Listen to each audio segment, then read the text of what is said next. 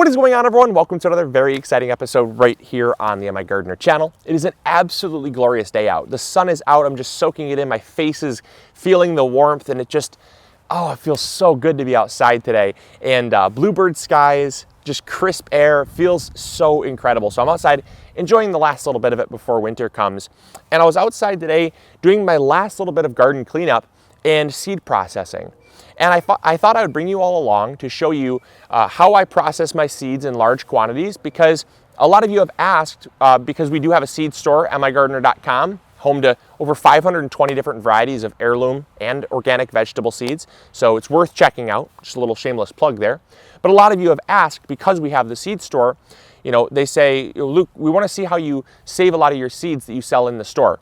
And so I thought I'd bring you all along to show you how I save my seeds. Now, not all of the seeds on MIgardener.com are grown by us. It would be simply impossible to supply the need for all of them. But we do actually partner with local family farms and other small farms around the country that are just small independently owned farms that love what they do. And it's really fun to partner with them, because the people you meet, the people you talk to, and the stories you hear are just incredible. And not to mention the information you glean in having conversations with some of these people are just absolutely grade A information you just can't get anywhere else other than some of these old time farmers that just love what they do. So I love it, and I eat, sleep, and breathe it, and it's so much fun to be able to bring really good quality seed to all of you. But that does always bring up the question, do you sell any seeds of your own? And the answer is yes. We do have quite a few seeds from really rare varieties that you can't find from small mom and pop places. They just don't grow gold nugget currants, and they don't grow Sheboygan tomatoes, and they don't grow, just some of the really, really rare ones, champagne bubbles and the red centiflora. A lot of those ones that are just so tricky to find, the Hartman's yellow gooseberry. I'm just naming off a few that we are going to have in the seed store this year that we grew ourselves, because you can't get them anywhere else. And that's because they're really rare, they're really hard to find, and there's really nobody out there doing them in a large scale. So we take it up on ourselves to provide the seed for you guys so you can experience those really cool varieties. And so how we save seed for those varieties is by doing dead standing selection. What we like to do is we like to actually select seed from the end of the season. And the reason why is this has actually been a very long-standing way of processing tomato seeds, because tomatoes are actually a fruit. And when fruit is ripe, it'll fall to the ground. However, at the end of every season, when you get a killing frost, what happens is the fruit actually will stay on the plant. And I'll show you what we do, because this is actually a really efficient way of saving tomato seeds, because you get all of the viable seeds. You do get some inviable seeds, but those are taken out through processing. And you get a whole lot of them all at once without all the labor and arduous kind of picking and selecting little individual fruits as they ripen. Those are ones we enjoy during the main season. Those are ones we eat. And that also answers the question, Luke, do you ever eat tomatoes? If you're saving them for seed, how do you enjoy the tomatoes and save the seed at the same time? And we eat to our heart's content during the main growing season, and then come, say, 4 or 5, maybe 6 weeks left in our growing season, we pretty much stop enjoying our tomatoes, and we let the rest just ripen on the plant. We let the frost kill the plant, and then we let it just pretty much dead stand and dry. And what that does is it actually allows all of the fruit to begin and finish ripening throughout that process. And you have basically a plant here that is just laden with fruit, ready for seed saving. All right, so we have 2 beautiful examples of tomatoes we're going to save today. This is the gold nugget tomato. As you can see, absolutely just loaded down with tomatoes. Just as far as the eye can see, there's tomatoes. I mean, it's just insane how many tomatoes are on this plant. So the gold nugget is one that we're going to be saving for the seed store. And then we also have this is the golden currant. This is the gold nugget currant. And the gold nugget currant, as you can see, is just absolutely loaded as well. I mean, just does no justice for how many tomatoes, the camera does no justice for how many tomatoes are on this plant here. But as you can see, there's tomatoes at different stages. There's ones that are dry, there's ones that are starting to shrivel, and there's ones that are a little more plump, but for the most part, they're all the same color. They're all ripe.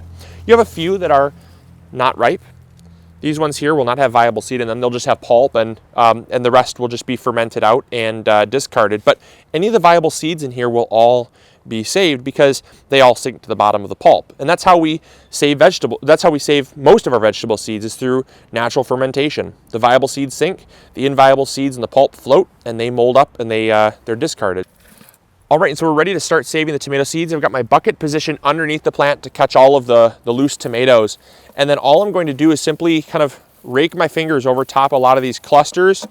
And all the clusters that are really dry, I'll just kind of drop in the bucket. But I have my bucket positioned right underneath where I'm working, just because so many drop. And I'm already losing a lot of tomatoes from around the edge there. And that's just kind of, again, it comes down to time and efficiency. If I were to sit here and pick off each individual tomato, it would take absolute ages to do. So I'm getting seeds, I'm getting pulp, I'm getting flowers, I'm getting leaves, I'm getting little bits of stem, I'm getting a whole lot of junk in here, and all of that will be washed out during the seed processing process. So I'm not worried at all about what I'm getting. I'm just getting the bulk majority of the tomatoes so that I can save them up, because I could be out here for days taking all the time to get all these tomatoes in the bucket. So now, since I've gotten a lot of these tomatoes that are kind of loose hanging, and they're all the big clusters are really in close to this post, what I'm going to do is I'm going to take my post, I'm actually going to pull my plant out, to do this slowly and carefully. Okay, and what I'm going to do is I'm going to just tip it upside down. I'm going to try to get my plant, there we go, it's coming, it's actually behaving, which is a first. Usually it's not quite this easy, but just get it to slide down. And what I'm going to do is I'm actually going to stuff this whole plant into the bucket. There we go. Oh, this is much easier than it normally is, which is strange. Maybe it's because I have the camera turned on. But I'm just going to slide it into the bucket there. All of that fruit is still in there. Beautiful. Okay, so then what I'm going to do is I'm simply going to take, since I have all of the fruit pretty much in this bucket now, I'm just going to take it and I'm just going to shake it. And there we go. Just like that. And you pretty much are ending up with a lot of the dried fruits and stuff that really won't have a whole lot of seeds to give. Those will just pretty much float to the surface when you add water.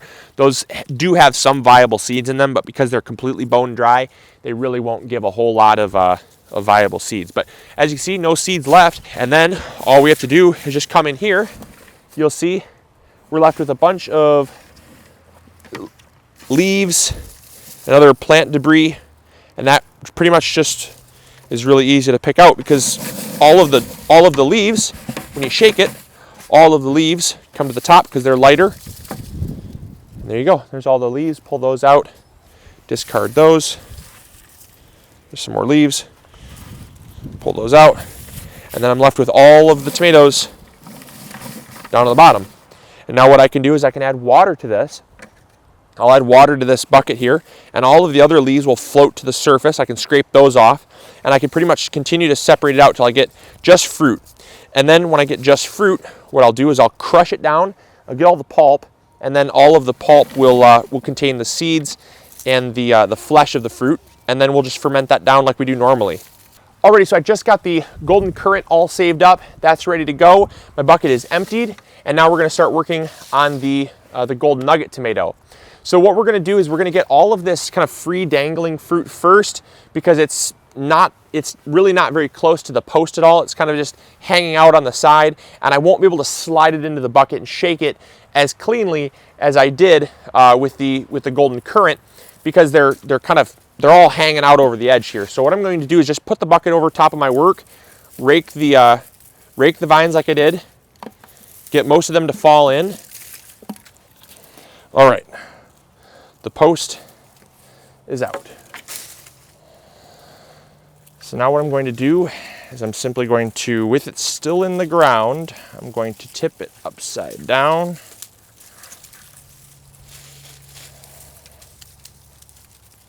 Pull it out of the ground, roots and all.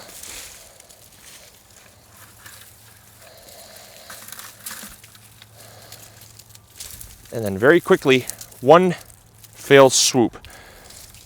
I'm going to cram it into the bucket. 1, 2, 3. There we go.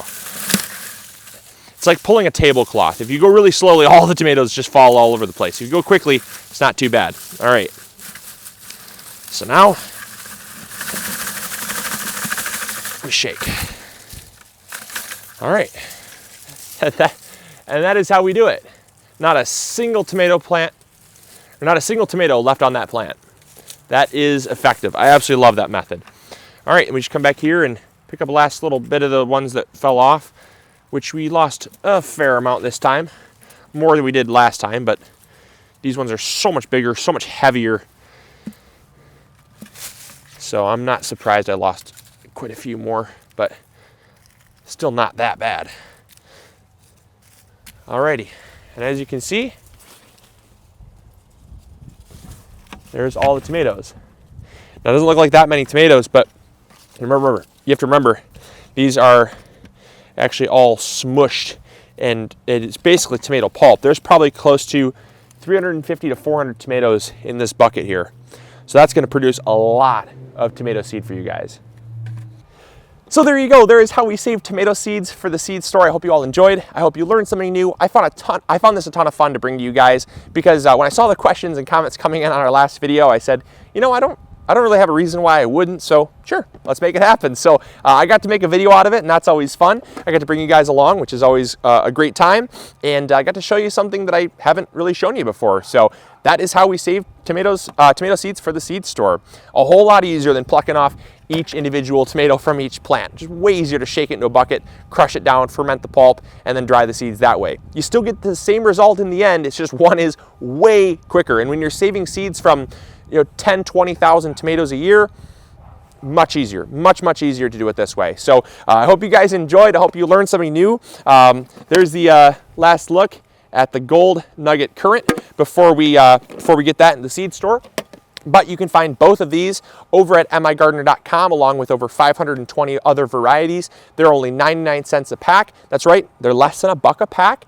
And we do that just because we want to give you an inexpensive seed source for really cool, unique heirloom varieties of seed that you might not find elsewhere, or might always, you might just pass up if they were more money, or if they, if you just didn't know they were out there, you just pass them by every year. And now we're giving you a place where you can check them out and give them a shot. So I really hope you'll check it out and support the show, support our amazing crew. We love what we do, and we love what we do for you as well. So, all right, I'll catch you all on tomorrow's episode. Grow big or go home. I'll have links in the description box below. Catch you later. See ya. Bye.